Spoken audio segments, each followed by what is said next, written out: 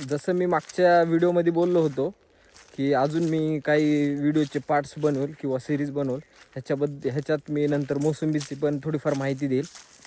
तर तुम्ही बघू शकता की मी सध्या मोसंबीच्या बागेत आलेलो आहे.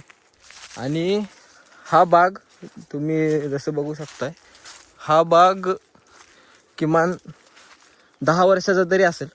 10 वर्षापेक्षा जास्त ह्याचं वय असेल. आणि हा मोठा बाग एक 3-4 एकरचा परिसर असेल पूर्ण ह्या बागाचा. सध्या तरी ह्याला 2 लॅटरलने पाणी चालू आहे. इकडून एक हे झाडाच्या लेफ्ट साईडला एक आहे आणि एक राईट साईडला एक लॅटरल आहे. चा बाग फुटला आहे. हे सध्या ही साईज आहे फळांची. बघा. आणि बाग हा बरोबर फुटला आहे का, किंवा ह्याच्यात अजून आम्ही काय करायला पाहिजे ह्याचं पण मला थोडं कमेंटमध्ये सजेशन्स द्या. हे फळ मोठं होऊन यायला कमीत कमी ऑगस्ट-सप्टेंबर येईल. ऑगस्टमध्ये तर हे आपण विकायला काढू शकतो हे पीक. आपण आत्ताच ते मोठा बाग बघितला, म्हणजे ज्याचं एज 10 ते 12 वर्षाचं एज आहे. आणि त्यातच हा एक दुसरा आमचा बाग आहे त्याच्याच साईडला. ह्याची लागवड माझ्या माहितीस्तव, म्हणजे मला जेवढी इन्फॉर्मेशन आहे, तर ह्याची लागवड आम्ही 2019ला केली ती. 2019 ते 2025 म्हणजे साधारणतः 5-6 वर्षाचा आहे. सध्या ह्याला तरी एकाच लॅटरलने पाणी आहे. छोटा असल्या म्हणजे झाडांची साईज छोटी आहे, त्याच्यामुळं ह्याची पाण्याची रिक्वायरमेंट जास्त नाही आहे. ह्याचं पण आता आम्ही फळ धरतोय. ह्याची पण अशा प्रकारे साईज झालेली आहे, कुठे छोटी आहे कुठं मोठी.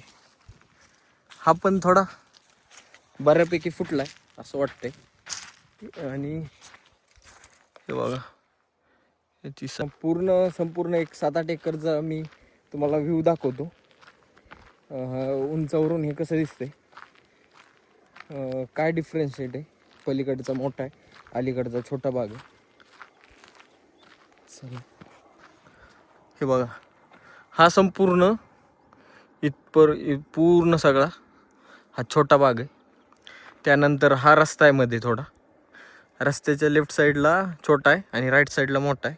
हा संपूर्ण मोठ्या बागाचा व्ह्यू आहे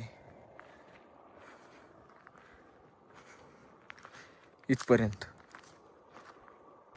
आणि याच बागेच्या संगोपनासाठी म्हणजे इकडे ह्या साईडला हे आमचं इथून एक 200 मीटरवर गाव आहे. गावाला नदी जरी असली तरी त्याचा पूर्णपणे फायदा इथल्या शेतीला होत नाही आहे. थोडं नदीच्या आजूबाजूच्याच शेतांना होतो. नदी म्हणजे नदी जास्त खडक आहे, त्यामुळं पाण्याचं जास्त काय पर्क्युलेशन होत नाही. तेव्हा पाण्याची व्यवस्थापन करण्यासाठी आम्ही 2 शेततळे खांदून ठेवलेले आहेत. आणि या शेततळ्यांमध्ये मॅट टाकायची राहिली, त्यामुळे हे म्हणजे अर्ध्यावर आहेत. ह्याच्यात पाणी आम्ही साठवू शकत नाही. तर ह्याच्यात काही दिवसात आता ही मधली भिंत काढून हे संपूर्ण एक एकरचं तरी शेततळं आम्ही बनवतो. आणि त्याच पाण्याचा वापर आम्ही पुढं बागेसाठी करू.